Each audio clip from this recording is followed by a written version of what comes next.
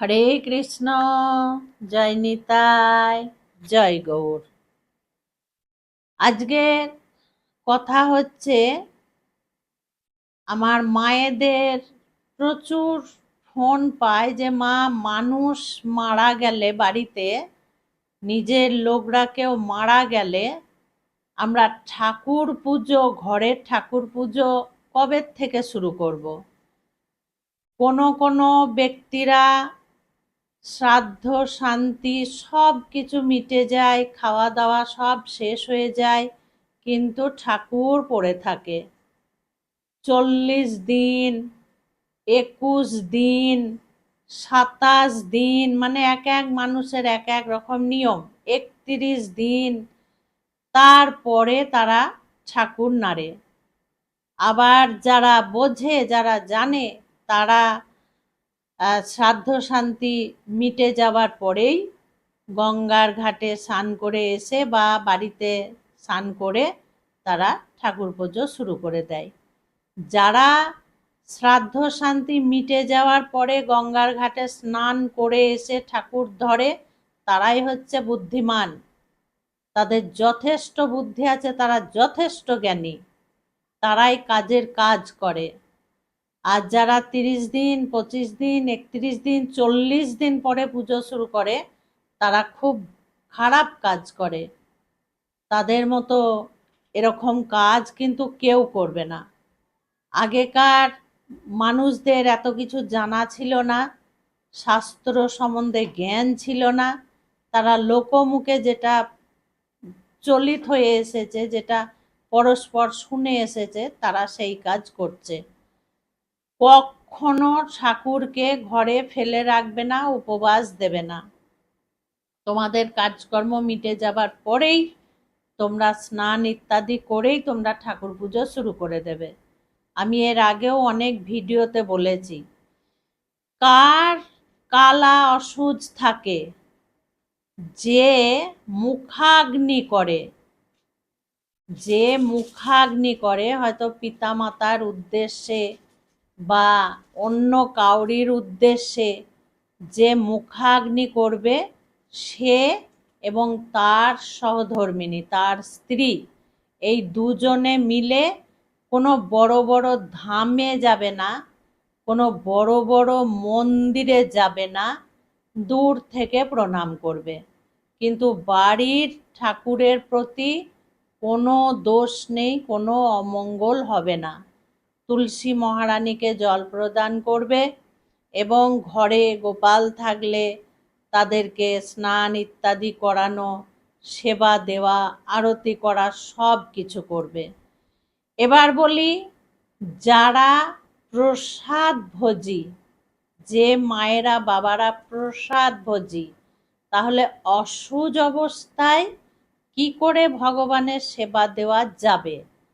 এখানে একটা বিষয় আছে, কারণ ওনারা হচ্ছেন প্রসাদ ভুজি, ওনারা তো প্রসাদ ছাড়া কিছু গ্রহণ করেন না।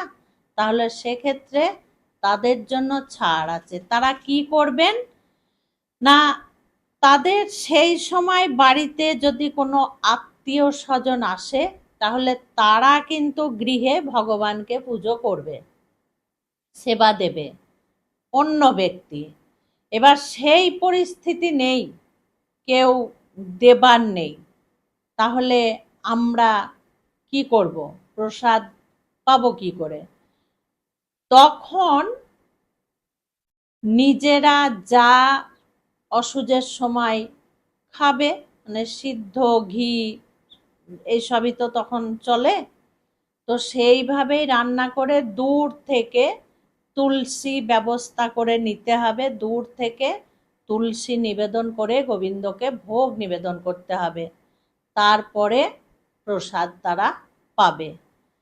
যে ব্যক্তিরা মুখাগ্নি করে, বাবা শ্রাদ্ধ শান্তি করবে এবং শ্রাদ্ধ শান্তি করবে এবং হবিষি অন্ন নেবে, হবিষি করতে হবে, তাহলে সেই ব্যক্তিও প্রসাদ ভোজী। সে ব্যক্তি কি করবে না, সেই ব্যক্তিও হবিষি যেমন রান্না করার সেইভাবেই, একদম যা নিয়ম আছে তাই করবে, সেইভাবেই হবিষি করবে।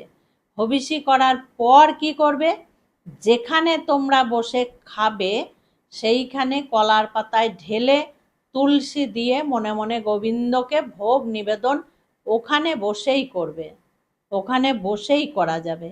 যেহেতু কলার পাতাতে বেশি খেতে হয়, কোনো থালা টালা অন্য বাসন কিচ্ছু চলে না।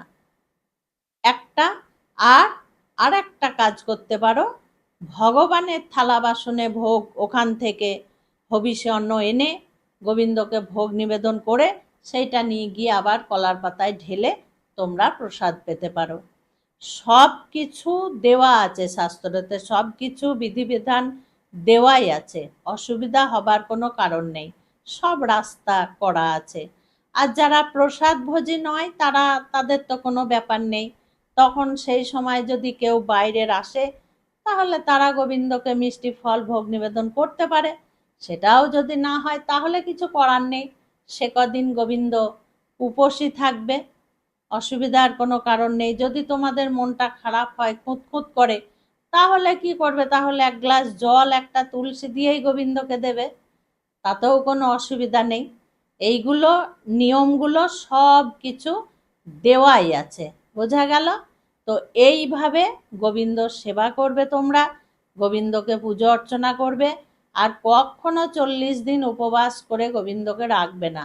সন্ধ্যা প্রদীপ দেবে, তুলসী মহারানীকে জল দেবে, ভগবানকে সেবা দেবে, কখনো এই পাপের কাজগুলো করবে না। কোনো শাস্ত্রতে কোথাও বলা নেই যে কাউরির মৃত্যু হয়ে গেলে 40 দিন 1 মাস ঠাকুর ছয় না।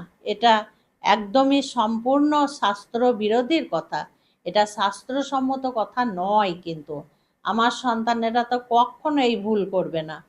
খুব ভালো থেকো, সুস্থ থেকো। আজকে আসছি। হরে কৃষ্ণ, জয় নিতাই, জয় গৌর।